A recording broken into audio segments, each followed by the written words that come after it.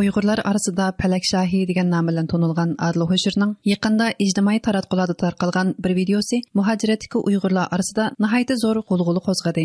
Mazkur videoda bu yil 52 yoshga kirgan Adil Hoshirning 1-oyning 23 kuni qizi va shogirdlari bilan birlikda Sichuan o'lkasi Jangi nohiyasidagi Jemmingguan jilg'isiga tortilgan egizligi 180 metr, uzunligi 180 metr keladigan darda mahorat ko'rsatib, Xitoylarning Chag'an bayramini tabriklaganligi ko'rsatilgan. Videoda ko'rsatilishicha Adil Hoshir bilan qizi Xitoylarning qadimgi urush kiyimlarini kiyib, Jemmingguan jilg'isiga tortilgan Po'lat simdan mengib o'tgan. Ondan keyin zo'q sho'x bilan Xitoylarning Chag'an bayramini tabriklagan.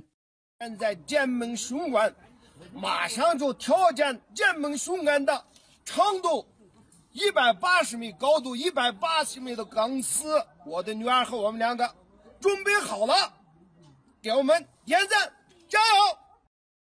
Adil Hoshirning Jemmingguan jilg'isiga tortilgan Po'lat simdan mengib o'tganligi haqida ijtimoiy taratqularda tarqalgan videolarning ostiga nurg'un o'xshamagan inkaslar tushgan. Inkaslarning ba'zilari Adil Hoshirga amal yo'q. Xitoy majburlab ashundaq kiyimlarni kiygizib, o'zining depiga usulga solgan desa, ko'pinchisi Adil Hoshirning azaldan quluqi yumshoq kompartiyaga sodiq ekanligini ta'kidlashgan. 1997 yili 6-oyning 22 kuni 26 yoshlik Adil Hoshir Changjiang daryosining Sansha bo'g'uziga tortilgan 640 metr uzunlikdagi Po'lat simdan 13 minut 48 sekundda mengib o'tib, aslidagi 53 minut 10 sekundda o'tishdek dunyo Guinness rekordini buzib o'tgan edi.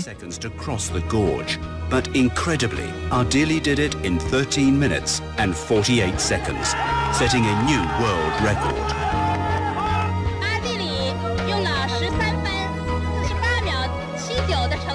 China had a new national hero. China had a new national hero.